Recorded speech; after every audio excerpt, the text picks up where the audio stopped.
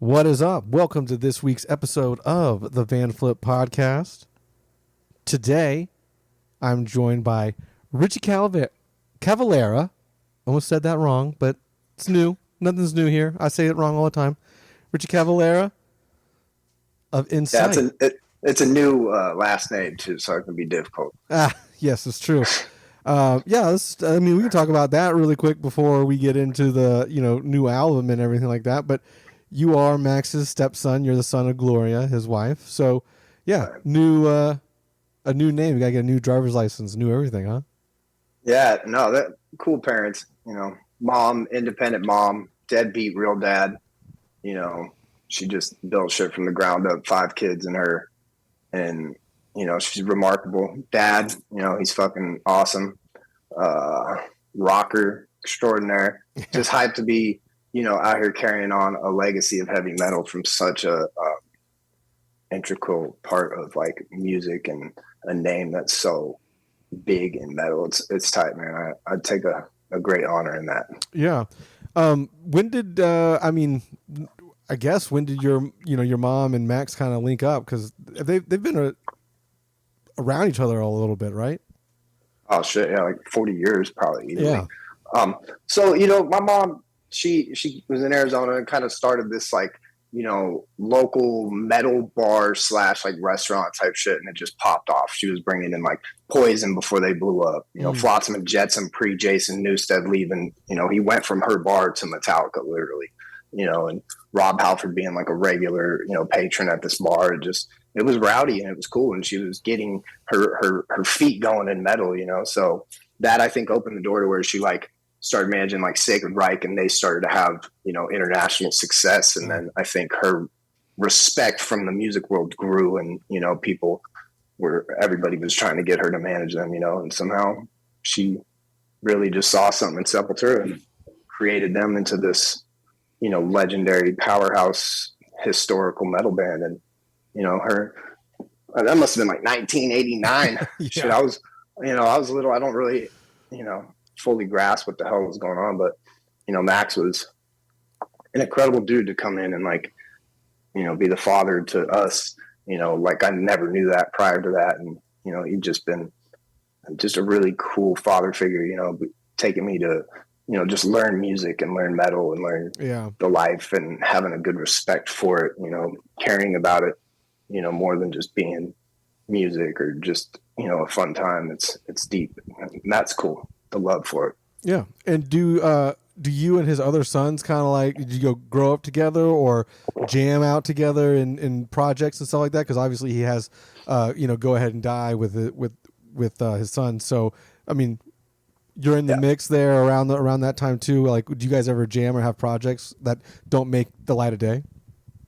Oh yeah, no, those boys were birthed with me there. These are my little brothers. We're 7 kids, man, and we're as tight as it gets from the top to the bottom. We grew up from babies to this. We all share the same mother, which keeps us that intertwinedness. That really is tight. Yeah, but man, we love music. I've only had like Zion. He jammed and filled in for INCITE one time when we couldn't get our drummers through the border of Canada. So that was probably the only time. But man, I have tried to get them to start a band with me, but they're too cool to really jam with their bro. Obviously the dad, it like puts them on, the great stages and great touring life, so they obviously jumped ship, and went to that kind of shit. They don't like what I do, the underground dog work, as I call it. So, I love my way. I love how it's been. I love my bros, and what they're doing is really cool. And I'm proud of them as a big brother. And, kind of as also a little father figure, when your parents are gone so much, being the older guy, you got to step in and, keep everybody in check, keep them in line. And they're great, respectable men now. It's cool. Yeah, I know Max is always, road dog, road warrior. Every time he announces a tour, it's like, why are they doing a 3-month-long tour again? Yeah, man, it's crazy. I had to peel back from going out with them. It was just like, I like some home life. A good balance for me is where I thrive. But they're just, they're out there, man. They love that shit. Him and my mom, they cherish it. They love being with the metalheads. To them, that's like their comfort zone. You know, when they're at home, they're really on edge and not enjoying it as much. I don't think, you know, Yeah, I think they're aging faster when they're home than when they're on the road, you know, so weird. Yeah. They're built for what they do for sure. I want to cut from Max and stuff because we can talk about all that shit for hours probably, but I want to, you know, focus a little bit of this front loaded time with, you know, your project INCITE and everything, because you do have a new record coming out, Savage New Times, which will be out August 15th through Reigning Phoenix Music. Recently, within the last month here, I think a few weeks, you've released a new song, Dolores, and that's like the third of the singles, or the third new single to come out from the upcoming record. So how's it been, you know, showing the new material to the world and all that? This is probably the most excited I've ever been, like, putting an album out. Like, you know, obviously the first one has meaning because it's the first one, you know, but I just think you just don't know what you're doing. And all those years of not having like a permanent real guitar player. I mean, the first 3 records were written by like a guitar player that wasn't even in the band touring, you know, and then it's like the next guy, Drew, who did a couple records, just wasn't like anywhere in the same ballpark of realm of music inspiration that we were, you know. So these records we were making up to like through Built to Destroy were like us just trying to figure out what we wanted to create, how we wanted to do it, you know, finding the right guy to fit in there. And I think when, you know, we made Wake Up Dead, that was kind of that new beginning for us where Lennon really stepped in and began writing, you know, and showed us just riffs that were like, dude, what the hell, you know? And we began to just grow from there. You know, Lane coming in on guitar has really cemented us, that fourth guy that we've been looking for so long. You know, me and Lennon and Elle went through a lot of like fucking just waves of, you know, emotion. And I think you see it's just like finding our place, our stride. You know, I think this record is great. I think it's so different and such a fresh, organic, fun feel of an album from beginning to end. You know, there's so much going on, but it's so cool how it's done. Yeah. And I just think you're finding out who we are finally. Yeah, that's weird. I mean, oddly enough, because you guys have been around for like, you know, 21 years, 20-ish years at this point. So, man, we've been with just the most underground independent shit. I mean, people don't even know our record labels. They probably never heard of them. You know, like that's what, and that's, I didn't care. I just wanted to play and make music. I didn't give a shit about being like big. But then I learned like you can't survive just getting by in terms of like how record labels will release your music. You know, you gotta go all in. And, you know, that was this record for us. And it's exciting. It's fun again. We're hyped. We're just looking forward to like getting on stage and performing these songs. And, you know, we still have 2 singles to come out. So that's really sick. Oh, so you're going to have 5 altogether off the album. That's neat. I mean, we could have did the whole record, brother. Like that's how we all like we're talking about it, you know, just like give the whole record away slowly. But we settled on 5 and it's going to be dope, man. I get everybody really excited about what's going on. So what was the main transition as far as like, you know, with Wake Up Dead and Savage New Times compared to the other ones as far as like the writing goes? Because like you were saying earlier, you had a guy in the band that didn't really tour, but was still, you know, contributing with the writing and whatnot. So like what made that change, you know, happen for one? And then what has really changed internally with the band as far as like, not only writing, but like, I don't want to say like taking yourself seriously, but like you said just now, you know, you've learned that like you can't just be real nonchalant about this. If you want to continue doing this like as a regular gig, you have to, you know, make money and be able to support not only yourself, but like things that you want to do outside of music too. So like, how did that transition start? Yeah, I think obviously COVID was a big part of that. You know, we were able to finally have a reason to move on from that guitar player. You know, it was like this feeling of like having so many guys in the early days. It was like you sacrificed that to just stay together with this dude, you know, and like this was finally that era where it was like, okay, we can release this and not be afraid because we know this member is a great writer. We just haven't had the chance to let him do it. And now Lennon stepping in and taking that role, it got us excited just in terms of the music quality that we were hearing at the demo stage. Like that was cool. And then just, you know, it's like just removing that cancer and it just you feel this whole new sense of life come in. And then, you know, we have, I mean, we've changed everything. The manager's been changed, you know, 2 times since COVID. The record label has changed 2 times since COVID. You know, Atomic Fire came in, and they really were that beginning for us to finally feel like, damn, we got like a team going on. There's like product managers and shit I've never knew about, you know. And then, you know, they began to build us, and, you know, Dez and his management team came in, and they, you know, they really helped us and formed the band's image a little better and got it tighter and more, everything more, you know, in sync. And, you know, unfortunately, you know, he and his family have been through some tough times, you know, health wise. And, you know, that forced us to have to proceed on. And, you know, now we settled with FM Music Management, who's done, you know, Testament and Exodus and Death Angel and, you know, all these bands that were kind of like in our wheelhouse and have been around a long time. So they knew how to, you know, build and get them bigger, even though they've had long careers, you know, and that's a huge thing we needed, you know, as well as like, yeah, going to the new record label. I mean, they have been absolutely fantastic. And, you know, when they heard this record, they were just, you know, jaws to the floor. And that's cool because they're working with so many great bands. And for them to get that pumped on our shit, it made us believe what we were doing on this record was so much more than what we'd done. You know, it was us really pushing it. And, you know, producer Steve Evans, he's done the last 4 records, this one included. So, you know, him even to be like excited for this new guitar player we had. I mean, this kid also, you know, brought such us, you know, with his inspiration, his writing ability, his artistic. I mean, he plays the piano, he does the 12-string guitar, he does metal, clean leads. I mean, just everything, dude. And you're just like in awe of him, and that gets more exciting. And nobody's a dick. It's just a good ass time. So I think that can create some of the best music. You know, it's done that in the past for so many bands when that shit is just fun and you're fired up. It's like, let's show everybody what's up. So sonically, like, how is it different, you know, also with Wake Up Dead, Savage New Times, and the, you know, the previous 15 years that you guys were together?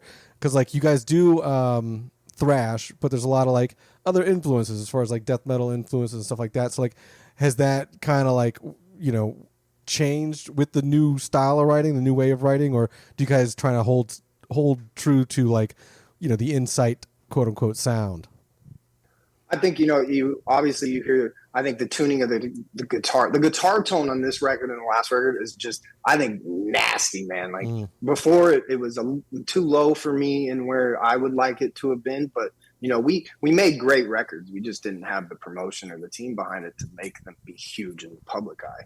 You know, we always would make great records with integral, or, you know, like just different fusions of genres and always maintaining that heavy groove. But on this, it was like, you know, people know we can write heavy songs, and let's show them all these little pieces that we've done throughout our catalog, finally honed in one sound, one style, where it's creating from song to song, all of those things we've learned. And it's like no pressure, no obligation of what it has to be. But, you know, us at heart, we're heavy metal dudes, and that's what we call it, because it's just, you know, heavy stuff, melody, melodicness. And I think the vocal change created such a huge sonic difference in terms of like being, you know, like just not sounding correctly or great. And with Wake Up Dead, you hear me coming into my own. I think, you know, songs like Deadbeat, which had never been a style I'd performed prior to that, or, you know, this record, you have Rat, you know, just a Rat. I think that's like my style, finding myself, you know, and Dolores as well. So I think that's a fun part for people checking out, you know, old stuff to new stuff. What prompted you to change the vocal, you know, approach?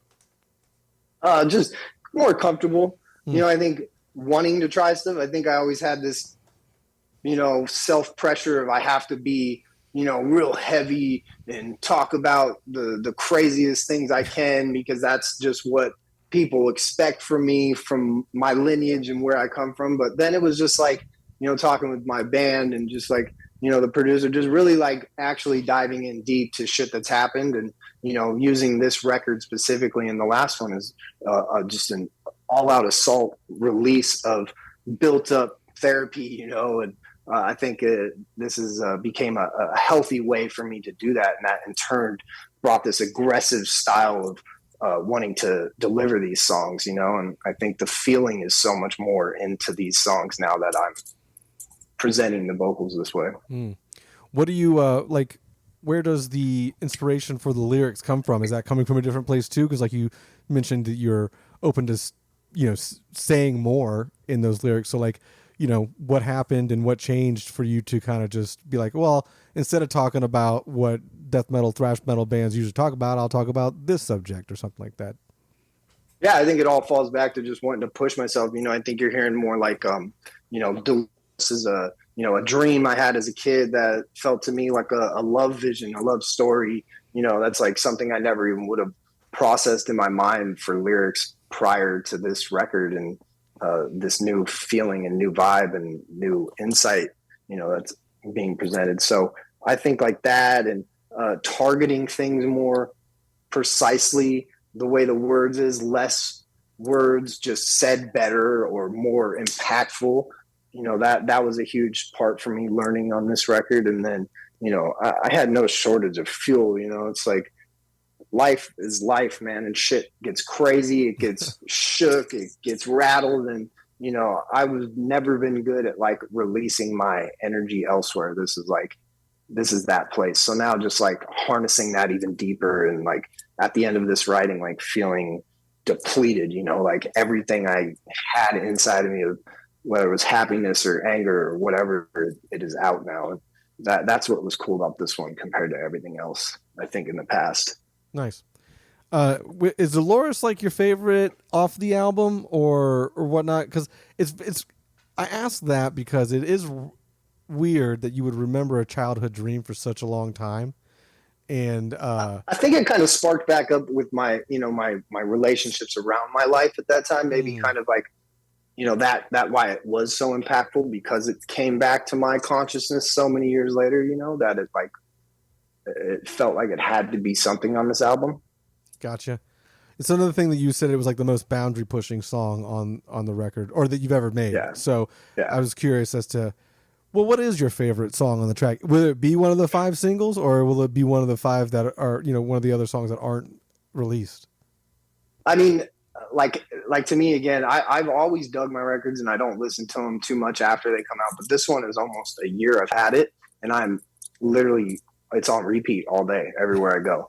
And I'm finding songs that I'm just like, holy shit, dude, like I can't even believe this is us. Like, it's so good. Chucked Off to me is a song. I think the vocals on that song are so nasty. Like the riff's nasty, the chorus is really big, and you know, just very awesome. And Doubts and the Fear, that's probably become one of my favorites on this record. Again, the vocal cadence really smashes the rhythm that it's hitting on. Also with the story, you know, I think all of us go through that mind fuck of doubting ourselves, and then that turning into the fear of, you know, of like, can't do shit, you know? So for me, that song touched home really hard. You know, that's, I'm always in my head about shit and never, you know, doing stuff I probably should be, but that song I think slaps. And the breakdown, the bridge area is like a 12-string guitar that Lane does, and it's just so cool and unique for us. You said you've had the completed work for about a year now. So like, I don't know if you can remember this far back, but what was it like in the studio recording, you know, the most recent album? Like, what was different this time around? Was it easier, you know, more stressful, or?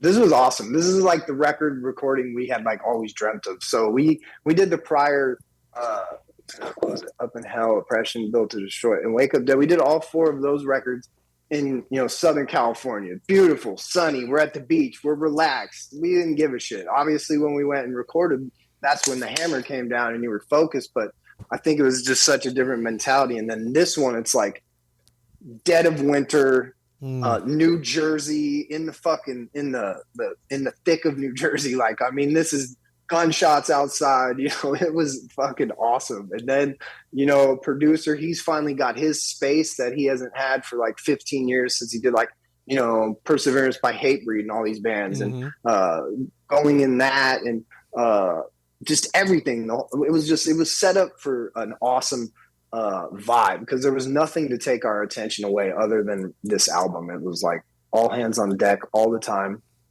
And then our producer, you know, we came up with a completely new way to record. We would go before it was like one guy would sit in and do all 10 of his songs, then the next guy. And, you know, by the time the bass player goes, those songs are so a month old already and nobody really remembers parts and shit. So this time it was like one song at a time. Everybody did their shit, cohesive, in the moment, everybody involved fully, you know, and that I think also made the whole process so much specialer. And, you know, Steve Evans, he's someone that's like, he's so cool and calm, but then when you're recording with him, man, he's like up your ass, kicking your ass, like do it again.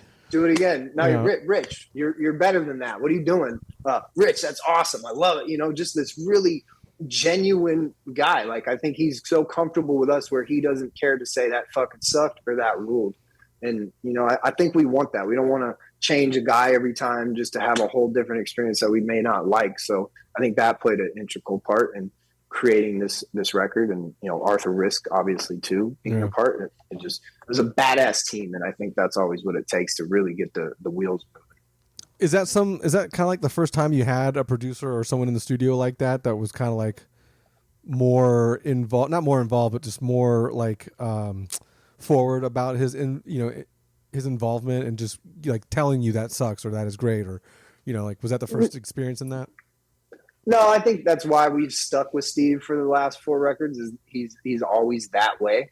I think just something about him. I think we were all feeling the way these songs were coming out that it began to get pushed even harder because, you know, we all had a vision at this point of like where we wanted things to be and what it to sound like. And, you know, we sometimes as a musician, you can get comfortable to just think you can just walk in there and just do it with no problem. And then you're getting in the vibe and you're like, holy shit. Okay. You know, and he's fueling that and, you know, making you go harder, scream more, do this take 20 times, you know? So I think he knows the perfect balance to like push us or not push us. And, you know, I think this record, he also probably had a lot more fun, you know, again, moving into his room, not having the shitty guitar player dude that we had that beefed with him, you know? So I think it all just kind of like just fell into place again.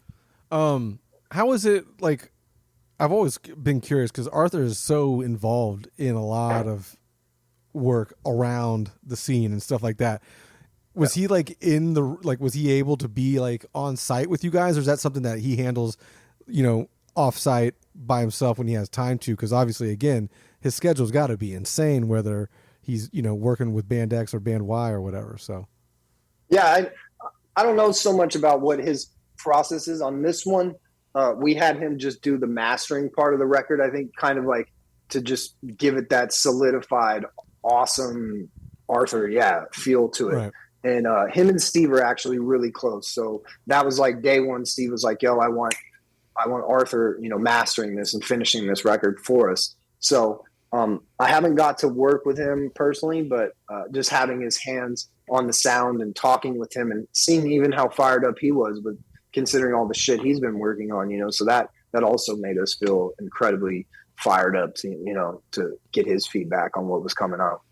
Yeah, I'm always curious because like every time, like, you know, I'll write a post for Lambgoat or something like that, and it's just like you see the same names when it comes to like production and mastering and all and engineering and stuff like that, and I'm like, dude, how does Putney have time, or how does Arthur have time, or, you know, how do all these fucking different people have time? Because, you know, some people are also in bands and stuff like that, like Will and everything, but it has to be crazy to juggle all that shit. Oh, it has to be, man. Like our guy Steve, I mean, he did our record, and then literally the day after we were done, he flew to Tennessee to start on another record of a completely different style, you know. And I love that. And yes, he is so hands-on, man. I mean, like, so we get the song to where it's like a demo, and then I'll have rough vocals on it, you know, my words and everything, so he can understand. It's always off time and a mess because, you know, I'm just so tech horrible. Like I'm the worst. So, mine's recorded on like the voice memo and shit. Like, Yeah. So he gets that, and then he's got his time to listen while we're, traveling there to get ready. And then we sit down and he's got everything mapped out of his ideas. And we all as a band and him, we play the songs, we talk, we notes, we chop, we add, we, get it to that point. And then he's over with the drummer focusing on kicks and this. I mean, watching him is one of the most incredible things I've ever seen. And, I worked with some cool dudes and seen a lot of big guys. And I think what Steve Evans is doing is just incredible. I think the production of this record is truly too what stands out when you listen to it. It's fucking nice. It's heavy. It's full. It feels organic and fresh. Yeah, I definitely was spending a good chunk of the afternoon prior to this listening to the 3 singles that came out that you've put out already, and that was kind of nice. You were saying something about big names, and he's worked with big names. You guys have whatever. You guys have toured with some big names over the past 20 years or so. Was there a tour that kind of like changed everything for you? And I ask you that now with 20 fucking years behind you, but there may be another tour in the making, going forward that will change a lot of stuff for you. But you've toured with your stepdad Max a couple of times and other bands and whatnot without them. So like, was there something or like a tour that was like, oh, I gotta fucking take this serious, or were you just instilled with that, all along? I think us as a band, that's one thing I love about the members that are in it is we take every show serious, every performance 1,000%. Like we get pissed when we see bands as we say it calling in. We see bands do that shit all the time. Look like they don't give a shit, sleeping. That fires us up even more. But for me, I think one of the most incredible, crazy tours I've ever done as INCITE was with Gorgoroth in Europe, and we shared a bus with these guys. And this is the first time, we had always toured in our van, us, we're safe. It's just us. There's, we party when we want, however we want. But this was like shit. It makes me speechless just thinking about it over, but like for them to take us on tour was so cool. I mean, this is like one of the most downright heavy, evil, fucking crazy bands that has ever been. And, you got dudes like Infernus and, walking around chilling. And that one was cool. And to see their crowd respond really good to us and, just watch the level of partying that went on was like, like making us feel real good that we're like not that crazy. We're the weed smokers with, these guys over here. So that was cool, man. That one changed my life, just being in that camaraderie with 30 dudes on one bus, moving gear together, partying together. And, those were great. And another one is man, like we toured with those cats a couple times, and watching just like them be like just regular dudes is so cool. Like, I mean, these guys are like walking into UK, they're selling out, 1,000 seaters, 500 seaters, the place is going mad. And then these dudes are loading out their own gear. They're loading in their own gear. It cut out right when you said the band's name. So before we get any further, who was the band that you're talking about right now? Cancer Bats. Gotcha. Okay, cool. Yeah. I mean, yeah, these dudes, they sell out 1,000 seater in the UK, and next thing they're loading their own gear out. Like to see how just like awesome and genuine they are, and helping the other bands on the tour, making sure they're all comfortable and having a great time. I mean, we were the first band on the bill, and like Liam, the singer, would come out and sing with us because his crowd didn't really know who we were, and just to give that love and get the attention going. Like, I'll never forget that and what they did for us. And it's just been cool. Devil Driver was a great one. That was incredible to have someone like Dez, a huge role model to me in this business and in music, being there all the time. That was really dope. And I enjoyed that one quite a bit. And yeah, I'm looking forward to Summer Slaughter. Actually, starts July, and that's a lot of killer bands, and us being like the first one.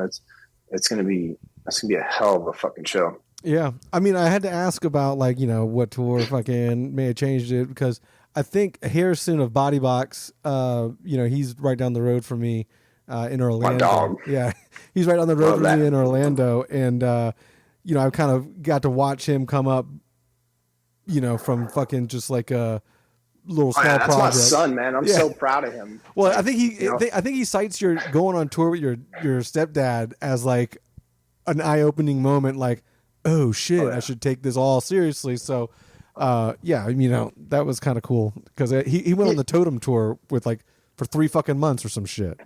Dude, and I'm selling merch, so I'm hanging out with him every single night, and I think that was great because I probably was the perfect person to be in his ear every day to describe the hardworking part, the this ain't a fucking game part. Like, take this serious, bro. You're connecting with the people really good, really fast for a young band, and that doesn't come, man. That's hard to grab that and keep that. So just wanted to instill in him that he's got something here, and just don't fuck it up. Drugs and all that shit's tight, but this could be a lot cooler, man. And then you can have all that, no one will care.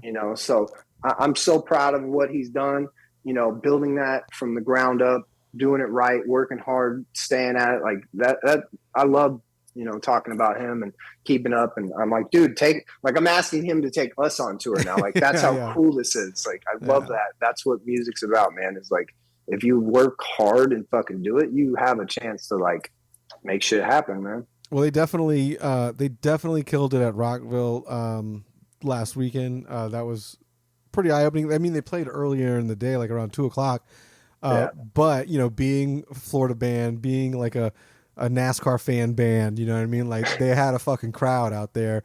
I mean, they're probably bummed they couldn't sell the cocaine mirrors at the merch or whatever, but so proud of them, dude. I love them, man. It's great what he's done. And Harrison's he's a funny fucking dude too. I'll text him, or we'll chat, and he's just a fucking hilarious guy. But he sent me a photo of him and the singer of Cold. It's like one of my favorite bands. And he's like, "Yeah, bro, look who I ran." I'm like, dude, that's like 2 of my favorite people on earth in one photo. Like, yeah, he's great, and they're going to continue to do great things. Of course, he's opening up the mindset of not just being a cocaine-filled band, but being a good band at the same time with that gimmick going on. It's fucking genius, and he's so funny on stage and naturally. Like, I love him.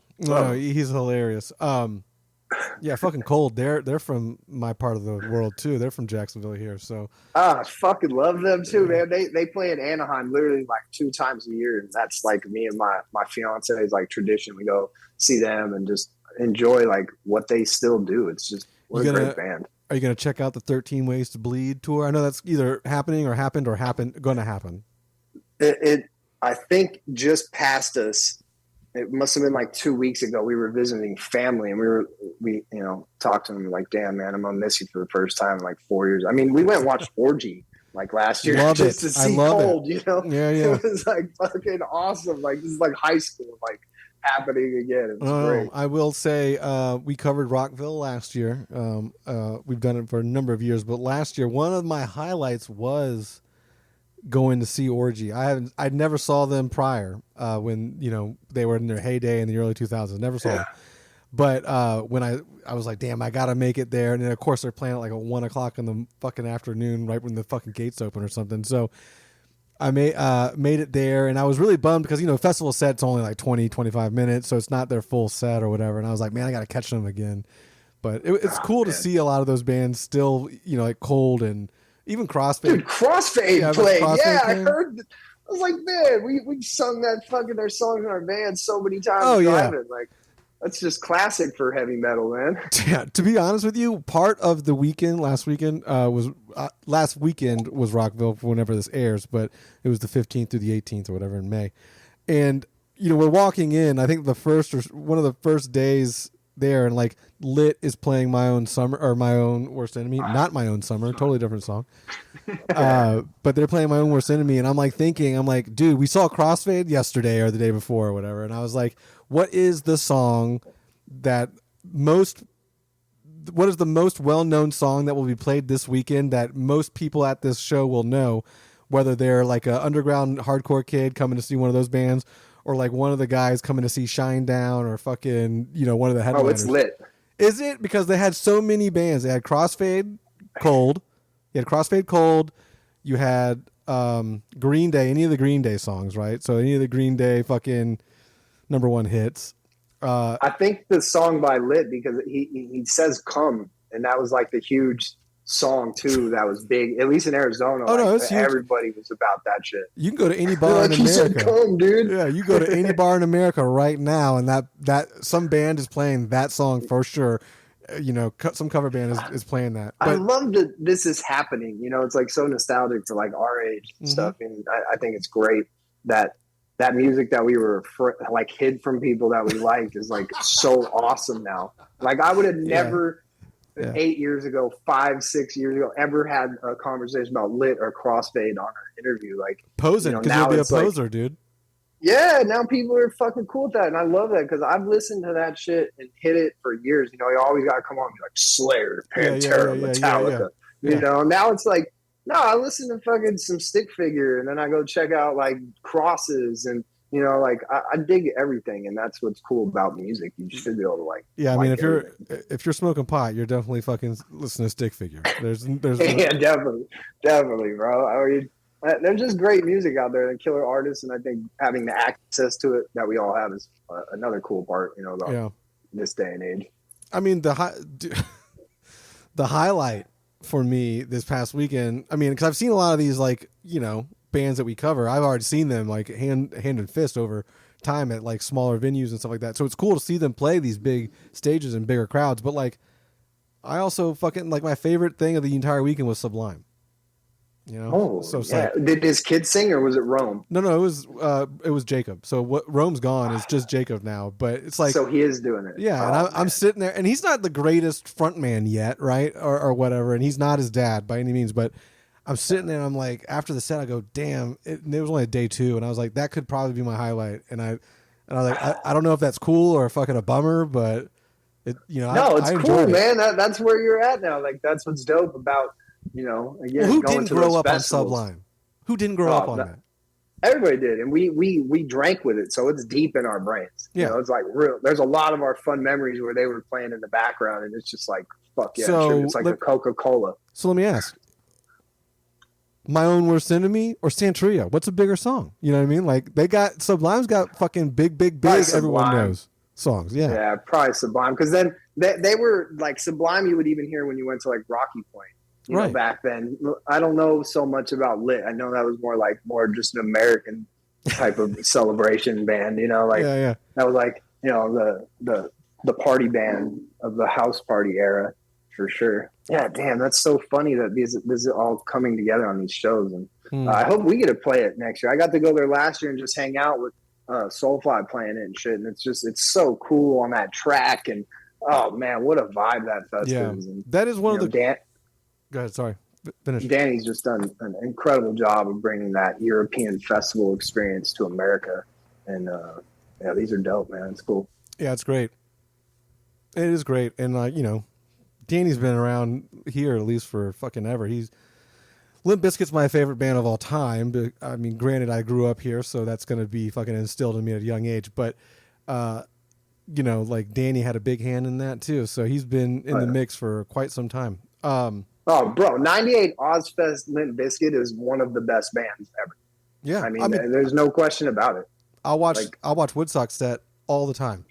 And it's like fucking what they were doing. Yeah, they were fucking awesome. They brought that just fun vibe to a stale scene at the time, you know?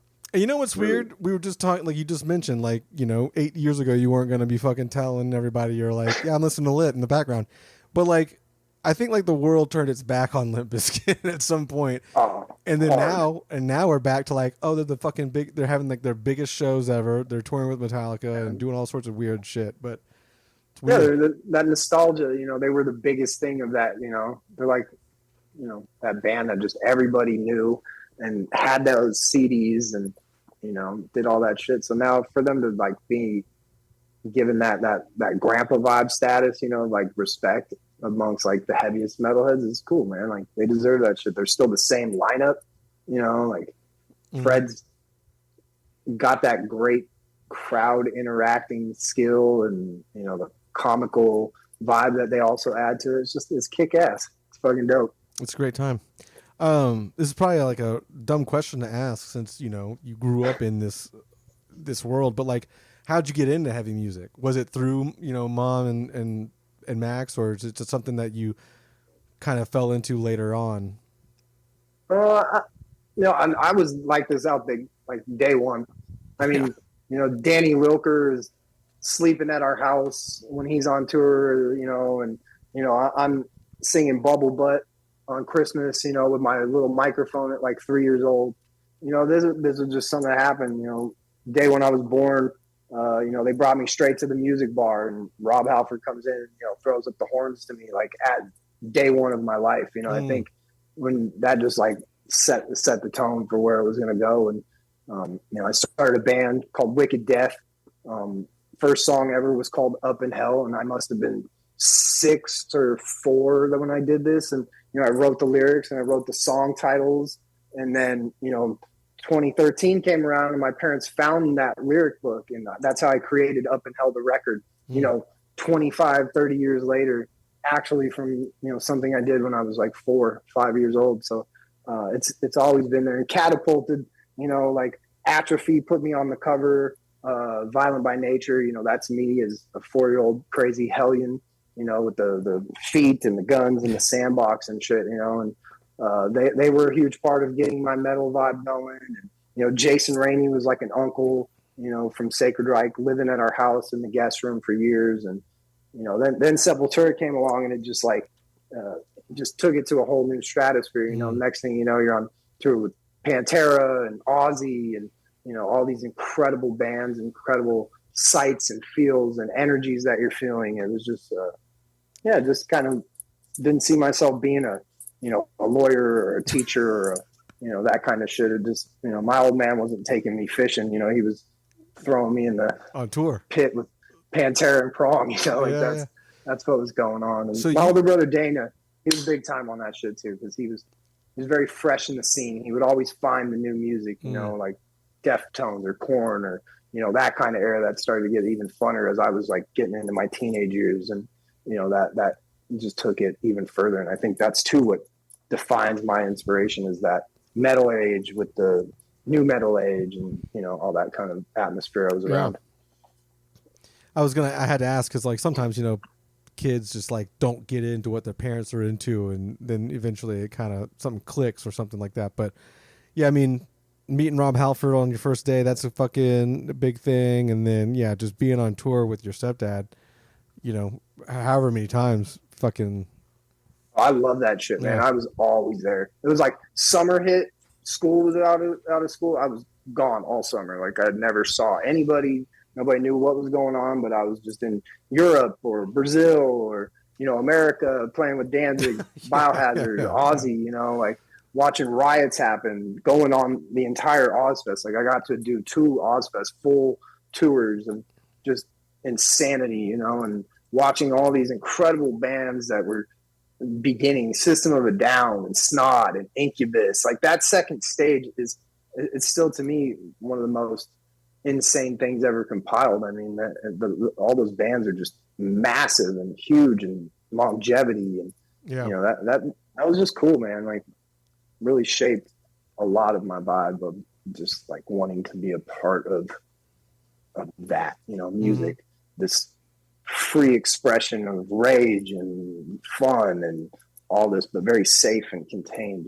Like you can hang out with a dude from Romania, have a cool chat about some bands, and then hang out with a dude from like Midwest Texas about the same band. It's so cool, like how the metal community is, and that unity, even when everything else might not feel united in a metal show, it fucking is. That's incredible. Which Ozfest years were you at? You said 98 earlier, so were you 98 and 2001? That was when you had Disturbed and Kitty and all them taking shape. That second stage too was killer. Yeah, how old are you exactly? Right now I'm gonna be 40 in August. So holy shit! So you were younger than I was. I'll be 42 this year. I was like 15 on Ozfest 1, and then because I was like maybe like 18. No, you can't. You had to have been younger than that, dude. 16. I was like 17, and I went to 01 in Tampa.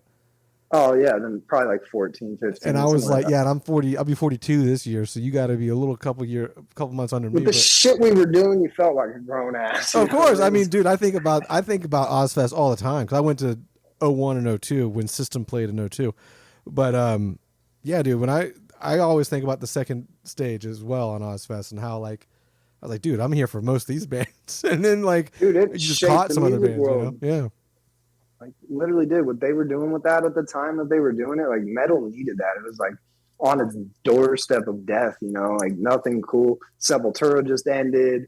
You know, things were just not looking the best. And you know, Ozfest launched that '98. You know, they were kind of doing little ones. mm-hmm. You know, I think '96 they had a small one with like 5 shows or a couple shows, and then you know that '98 one really, you know, just took off, and you saw it just blow up so many bands, and I think it was a great thing to have for getting metal to where it is now, and it's still strong and surviving. Yeah. What are some things that are keeping it like? Obviously, the DWP festivals do a big justice for or a big service to the metal community, but those are only like 4 or 5 events throughout Yeah, the year. I mean, like now we're seeing the Summer Slaughter tour, like you guys are a part of, being brought back.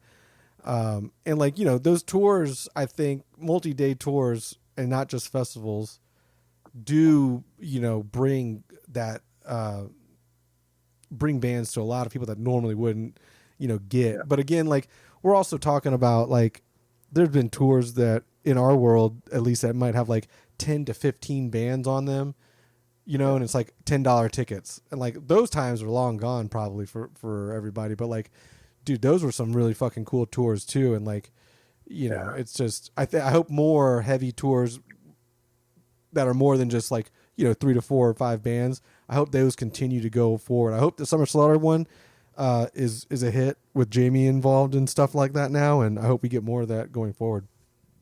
Yeah, I think everybody jumped the gun of like determining how that was going to go. It's like this is the first year, and you know he's not on the 1 year plan of this. Yeah, You yeah, know, yeah. it's late in the year. A lot of the bands are booked, and it's navigating so many tours, and you know, still creating something pretty dope in my opinion. You know, I think Fugitive is going to bring the house down every night. You know, Hatebreed's gonna, but my big thing to see right now that's happening is the big, you know, big bands that have been locked in for so long and control so much are finally starting to open the doors to younger bands because they're being forced to. These bands are getting huge through Yeah. Spotify, through YouTube, through any means necessary because these big bands for so long held shit so tight, wouldn't let you come on tour. You had to pay to get on. You got fucked in the ass every way. Sorry, I didn't mean to say that, but you know, like it was just like, dude, like you guys got taken out on tours and created metal and got it huge, and then when you got huge you stopped paying that forward, and that's just going to kill heavy metal. Like if you're not producing new talent that's making the scene grow and get bigger, that's ultimately leading people to you guys, then what's happening? You know, what are we doing here? So to see them taking these huge artists on tour is fucking great. You know, the little bands that are coming out that are kicking so much ass, you know, I think that's great to see. They're getting to play, you know, and that's the Mm-hmm. key for all of us. Is the more we can play live and get in front of people, the more this continues to grow, and we can get rid of like the fake ass like pop music and country bullshit, you know, that really does nothing for people's lives except just put them in like a bubble of life that doesn't really exist for 90% of us, you know. Yeah. So I got a lot of yeah, it's that. I great got to a see lot of that. that with a lot of bands, like the President band that just came out. Yeah, There's another band that wears masks that is from the UK yeah. that's pretty fucking big that just makes R&B music with like distortion. There's a couple, but then again, I like find myself like They're gonna be okay because they'll be gateways. that's what I'm They're saying. like Yeah, they're yeah. like I'll the find early days of myself like hating what it, but corn was. yeah, Yeah, I hate it. like But then they'll grow it. I'm like some fucking kid that goes to the mall is gonna that likes those bands may find another band that's slightly heavier than that, and then next thing you know, they fall down the cracks and they're listening to Insight. You know what I mean? Like Yep, there's a pathway for all that, and so like I part of agree. me gets annoyed, but then I'm like, okay, just fucking swallow it, even though they're fucking selling out stadiums and shit like that. It's pretty nuts, man. But like again, I'd rather see like them selling that out than just, you know, these country dudes and like that shit is just so fucking bad, man. Like I listen to some of those like news says like what even is it, like the same 1900 songs in a row of, you know, a beer and a truck and all that shit. So I think that will lead them to, yeah, like, you know, Slayers and, Yeah, you know, hopefully. Metallica and all that dope shit that's going on. I got a few more questions left, just kind of like off topic, off the top of your head type shit. Yeah. Let me go through my Dig list it, here. bro. Let me go through my list here and see which one would be fucking really good. Yeah, fucking music's wild. Is there a prankster or agent of chaos in the band when you're out on the road? No, man, we're pretty chill. Like Just I don't smoking know how pot and Scott, hanging like we out? got, yeah, it's like we got the Canadian guitar player, and then Lennon's like the big like teddy bear vibe, and L's like the dad. I'm just kind of like, I don't know. I'm probably the wildest one out of all of us that does shit. But no, we're just respectful dudes and just have fun and yeah, not really fuck with each other. We're boring, I guess. That's fine too. What keeps you grounded on tour? Do you have like any kind of like weird rituals, or is it like a food that you have, or like a must-have item that you bring with you or have to have in like the green room? I mean, we don't ever really get a green room, but I like, you know, man, I don't. When I'm touring, I go like straight from a normal life to like fully homeless, you know, and my sense of how I approach it. So my favorite thing is probably my drink pre-show shot with L. You know, I think that's like a moment where we take and we forget like where we're at, what we're doing, and we just like go be bros and have a drink at the bar and, you know, kind of like unwind to get ready to be wound again. So that's probably my big thing. And then bringing pictures from home, you know, me and my girl or, you know, whatever's going on is nice to have too. And my neck pillow, that shit saves my life in those vans. I feel that. What is one thing that an INCITE, like a fan of INCITE, wouldn't think, you know, Richie enjoys or likes or does in his spare time? I do like, you know, like card readings and crystal stuff and intention burning and wish paper. You know, you light it, flies in the air, and you know, it becomes true. You know, I'm big into that. I think the last 5 years of the shit I went through, I just needed to find this new balance of like maintaining peace, you know, all the time. And that's helped extraordinarily. You know, my girl's very like into that and opening my eyes into like how much of that actually like exists, you know, and changing positive thinking and shit like that. So that's definitely the weirdest thing I got going on, but it's cool. The last thing I want to ask you, how long have you been recreationally using cannabis? Oh man, probably since like my freshman year of school. Okay. I started dabbling, and then, you know, once I got out of high school, that became like the thing.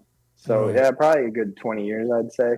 Okay. So my question would be: do you ever, with your relationship with marijuana or weed or cannabis, whatever you want to fucking call it, what kind of relationship do you have with that? Because like personally, me, like I also have probably smoked for not off and on, but more so like 15 years or 20 years at this point. And currently I have this like love-hate relationship with it where I'm like, I love it. I don't want to give it up at all, but I also hate that I fucking probably could do a little bit more, do this, that, or, you know, just approach life differently during those times. And so what's a day like to feel not high? I mean, I do have days where I'm not high, and that's the thing. But like, then I'll have like a couple of days where I'm like, "Fuck, dude, I could go." And like, I don't not want to smoke pot, right? Like, I do. It's just I want to be able to fucking be high and do the things that I need to do as well. And I find it as I get older, just harder to do both. I mean, I got burnt out on like the weed, like actual weed. Like I moved on to like the pens and the vape and stuff. Like I got so tired of like rolling a blunt or a joint or packing a bowl. Like I was just like, I'm fucking almost 40, dude. Like I'm not doing that shit no more. Like, so that's been cool about the evolution of weed. I think of like if I would have had this when I was like 18, 16 in school, like shit would have just been way cooler and chiller and less trouble and all that. But yeah, I go through that, man. Like, I feel a vibe, but I always end up still hitting the damn thing and just motoring through. And Oh yeah, keeps me productive, you know. It actually does. There's not a week that goes by that I'm not fucking partaking, right? So I'm definitely on a weekly usage type thing. I love it. But I know for a fact I'm not like a morning person. I'm not like a wake and bake guy. I've done it many times, but like now I'm like, there's no fucking way. I need to do, cause like, you know, like my day just immediately goes off course. You know what I'm saying? So like, understandable. Yeah. I think that's like what you definitely find as you get a little older. It's not about like just how much you can smoke. It's like smoking in the right mindset is like big to me now. I don't do the morning too crazy unless I'm like on a like recovery from a drinking. Like, you know, obviously this weekend, you know, me and my girl, we went out real hard. So I definitely was on the pen this morning. I think I must have like blacked out last night, like 9:30, and, you know, just slept for just like 100 hours, it felt like. So that's what happens sometimes. I'm coming back. Yeah, no, it was cool. It was celebration. I should probably get remembrance. Yeah. I should probably get more into sativas. That's my issue. I'm just like an indica guy, and I only want the indica vibes, and that's where you really those sativas could send you down dark holes, though, man. Yeah, true. Like I had to stop with those because I started getting that like gut anxiety from that shit, where you're just like, well, if I do this, what'll happen then? You know, and it just goes and goes and goes. Cool. Well, Richie, I appreciate it. The hour goes by quick, especially when you're talking like, you know, cool shit. So I appreciate that. Yeah, dude. INCITE's new album, August 15th. Savage New Times. By then, two more singles will come out, but you can check out 3 of them. Most recently, Dolores, the Dream song. Anything that you want to kind of close out with, or bands you want to shout out outside of Body Box or any other type of thing? Yeah, no, I'm just going to shout out us. Everybody go check that shit out. Tell your friends about it. Tell your brother, whatever. Just get the word out there. These songs are just awesome. The music's awesome. It's fun. It's different. It's for all the ears out there. So check it out on Spotify. All the stuff. So appreciate you, man. Mad respect for a good time. I appreciate you. Thank you very much, Richie. See you probably soon in the near future. I'm sure if it's not on the Summer Slaughter Tour, it'll be somewhere on your tour routings in the next year or so. Yeah, I think we'll be in that area October, September with a pretty badass band. Nice. Well, hopefully we'll link up then. I'll roll the blunt so you don't have to, and then Yes. All right, bro. It goes down in the van. We have all of our safety meetings in there. We all right. Clam that shit and just love it. Sounds good. I'll see you then. Hey, have a good one. You too. Thanks, brother.